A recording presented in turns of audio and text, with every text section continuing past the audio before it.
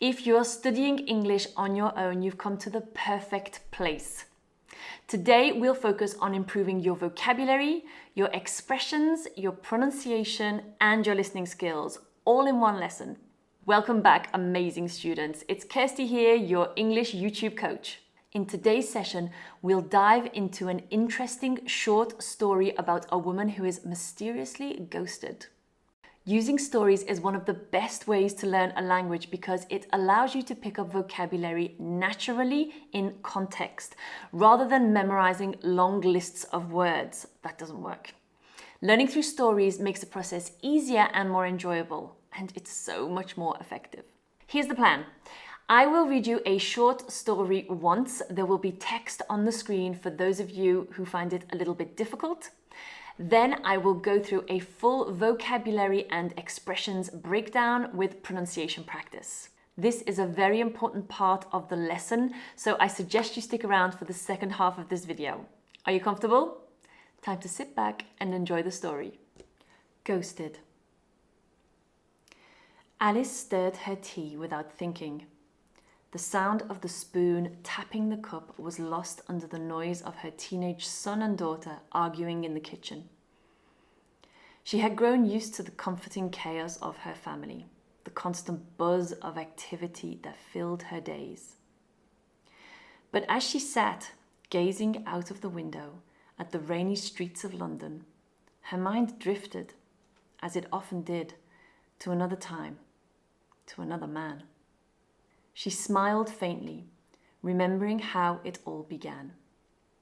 She had been 31, living in a small flat in Hackney, embracing everything the city had to offer to London's youth. Art galleries, quirky markets, late-night jazz bars. Life had been vibrant and full of possibility. And then he had moved into her building. She couldn't remember the exact moment she'd fallen for him. Maybe it was the first time they shared an umbrella during one of London's sudden downpours, laughing as they squeezed under its small canopy. Or perhaps it was the time he helped her carry a bookshelf up 3 flights of stairs, making her laugh with his exaggerated groans of effort. He was always there, kind, steady, and just mysterious enough to keep her guessing. He didn't talk much about himself, and when she asked, he would just smile and distract her with his gorgeous dimples. She didn't mind. His presence made her feel safe in a way she hadn't realized she needed. They explored the city together, hopping on and off double-decker buses, discovering hidden cafes and watching street performers in Covent Garden. One evening, as they strolled along the Thames, the skyline glittering around them, he reached for her hand. She remembered the warmth of his touch and the way her heart raced. "This city suits you," he said, his voice low and thoughtful. "You're part of its magic." She had laughed, embarrassed by the intensity of his words, but deep down, it made her feel special. Then, as suddenly as he'd entered her life, he was gone. It started with a missed call, then another. When she knocked on his door, there was no answer. Days turned into weeks, and his absence became an ache she couldn't ignore. The flat above hers was empty when the landlord let her look inside. No trace of him remained, not a single belonging, not even the faintest smell of his aftershave. It was as if he'd been a figment of her imagination. For months she searched. She called his number, walked the streets they'd once wandered together, and asked everyone she could think of if they'd seen him. No one had. She was devastated. It was like a piece of her had been torn away. London, once alive with colour and excitement, became grey and hollow. Eventually, she forced herself to move forward. Years passed, and Alice built a new life. She met Tom, who was steady and kind. Together, they created a family. And her heart healed in the way hearts do. Not completely, but enough. Yet on quiet days like this one, when the rain blurred the edges of the city, her mind drifted back to him, to the man who had swept into her life and vanished like a ghost. She could still picture his face, his smile, the way he used to tease her for always ordering the same drink at their favorite cafe. She had loved him. And though she rarely admitted it, a part of her always would. Alice stood abruptly, shaking off her daydream. "I'm going out for a bit," she called to her children, who barely looked up as she grabbed her coat and stepped into the drizzle. On a whim, Alice found herself heading for Shoreditch. She hadn't been back to her old neighbourhood in years, decades even. The streets had changed, of course. New cafes had replaced the ones she'd once frequented, and the graffiti had been painted over with something bolder, brighter. But the air still smelt faintly of coffee and rain-soaked pavement, and she could almost hear the echo of her younger self laughing as she hurried to catch a bus or meet friends for drinks. She turned down a familiar street, her heart tightening as her old building came into view. The flats looked smaller than she remembered, the brickwork more weathered, but it was still the same place where she had lived for so much of her life, where she had met him. Alice stood there for a moment, staring up at the window that had once been hers. She could almost picture herself leaning out, waving goodbye to... Her thoughts froze midstream. A man was standing just outside the building's entrance, his hands shoved into his coat pockets, his shoulders hunched against the rain. He looked lost, as though he had wandered there by accident and wasn't sure where to go next. Alice's breath caught in her throat. It was him. Her legs moved before her brain could catch up, carrying her closer. As she approached, the streetlight illuminated his face, and she stopped in her tracks. He hadn't changed. His hair was the same dark sweep, his features just as she remembered them. Even his coat, slightly frayed, looked identical to the one he'd worn all those years ago. His head snapped up, his eyes looking into hers. For a moment, he just stared. His expression was a mixture of confusion, relief, and something she couldn't place. Then he took a step towards her. "Alice," he said, his voice soft, disbelieving. She felt the world shift beneath her, as though time itself had fractured. It was impossible. It couldn't be him. And yet here he was, standing in the rain, looking exactly as he did the last time she'd seen him. Her voice broke as she whispered the name she hadn't spoken in decades. "Marcus?" Alice's hands trembled as she covered her mouth. How is this possible? But Marcus didn't answer. He simply stared at her, his eyes filled with an aching sadness that made her feel like she was falling through time. He stepped closer, and she saw the confusion and pain etched into his face. He looked older in his expression somehow, but his face was unchanged. Alice couldn't breathe. She blinked, convinced her mind was playing tricks on her.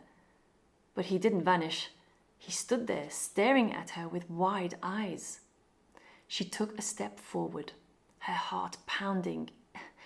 It can't be. Tears blurred her vision as memories crashed over her. The laughter, the love, the devastating emptiness when he disappeared. She wanted to demand answers, to scream, to run. But all she could do was stand there, staring at the man who had once been her entire world. And for the first time in years, Alice felt like she was living in a dream, or perhaps a nightmare. Where has Marcus been? For those of you who watch my videos every week, you might have guessed where Marcus has been. Marcus's story is part of another short story on my channel called London's Scars. I'll leave a link below for those of you who haven't seen it. That way you can catch up. Now, this is the part of the lesson where you can improve and build your vocabulary and expressions. So I strongly advise you to stay to the end and get as much as possible out of this short session.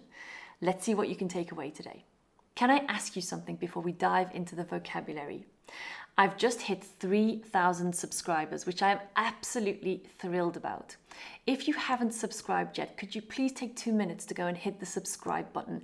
It really helps support all of my efforts to put free content onto my channel every single week. Thank you. To gaze. In the beginning, Alice is gazing out of the window. The verb to gaze means to look steadily and intently for a long time, often with a sense of thoughtfulness or longing, and usually it's without distraction. So you're really fixed on one spot, okay? So it's very similar to staring out of the window. She smiled faintly. This means to give a small, subtle smile that doesn't show very much emotion, okay? A downpour, a downpour. They share an umbrella in the beginning of the story in a downpour. A downpour is a heavy and sudden rain that falls very quickly, often drenching everything in a short amount of time. Dimples. These are small, natural indentations in the cheeks that we can often see when someone smiles. Not everyone has dimples, but Marcus has gorgeous dimples, which means he has a very beautiful smile. The rain blurred the edges of the city. To blur something is to make it unclear, less sharp, or harder to see, as if it's out of focus. We often say that photos can be blurred, okay? Let's look at the pronunciation of this word. You might be tempted to say blurred and pronounce the R's, but we don't do that in British English. We drop the jaw and say blur with an sound. So blur, blurred, not blurred, blur, blurred. Like nurse is the same sound, not nurse, we say nurse, blurred. Okay? An ache. This word is often mispronounced as an H because of the CH. But this CH is in fact a strong K sound, just like in the word stomach. So it's an ache, an ache. An ache is a pain that is either physical or emotional. I'm afraid that there is no hard rule when it comes to pronouncing CH as a hard K, but it's mostly related to words of Greek origin. So often medical and religious terms use a hard K, like stomach, which is part of the anatomy, and ache, which is also related to anatomy, like headache, stomach ache, etc. A figment of her imagination. This means something she imagined or invented in her mind, not something real. So during the story, she thinks that she's imagining seeing Marcus, that he is a figment of her imagination. To be hollow is to feel empty, either physically or emotionally, often lacking purpose, joy, or fulfillment. That's definitely how it's used in the text, but it can also be used to describe an object that is hollow, meaning an object that is physically empty. Abruptly. This means suddenly, quickly, or unexpectedly, often in a way that is surprising or without warning. Drizzle. Drizzle is light, fine rain that is softer and less dense than a downpour. So we have two words for rain in this story, but we are talking about a story that takes place in London. So, on a whim. On a whim, Alice decides to head to Shoreditch. Shoreditch is an area in London, and on a whim means to do something spontaneously or without planning, based on a sudden idea or an impulse often. So here we have a silent H. It's a whim and not a whim, okay? Her heart tightening as her old building came into view. When your heart tightens, it's because you are apprehensive or worried or feeling a strong emotional reaction like nostalgia or anxiety. Okay, only a few more expressions to go. Midstream. Her thoughts froze midstream.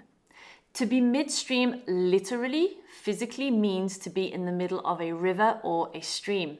Obviously in the story there is no river, even if there is a lot of rain. But here it means to stop in the middle of her thoughts. His hands shoved into his coat pockets. When something is shoved into something, it means it's pushed or stuffed quickly and forcefully. She felt the world shift beneath her. To shift is to move, and when Alice sees Marcus, she feels her world shift beneath her, meaning that she experiences a sudden and overwhelming emotional reaction, as though her sense of reality has changed. She saw the confusion and pain etched into his face. To etch means to carve or engrave or deeply mark a surface like wood or metal. Some people get their wedding rings engraved, for example. Here it suggests that the emotion is very visible on Marcus's face. Obviously his face is not really etched, but it looks like emotion has taken a toll on his face. At the end of the story, we have the expression, staring at the man who had once been her entire world. When you say that someone is your world, it means that they are the most important person in your life. Someone you care about more than anything. You are my world. Thank you so much for joining me today. If you've come this far, you have learned lots of new English vocabulary, so well done you. If you have found this video useful, then don't forget to like, subscribe and hit the notification bell. If you would like, you could maybe also share the video with another English learner who it could also help. If you're in the mood to do some more English with me today, then join me in the next video. If not, I'll see you next week. Bye for now.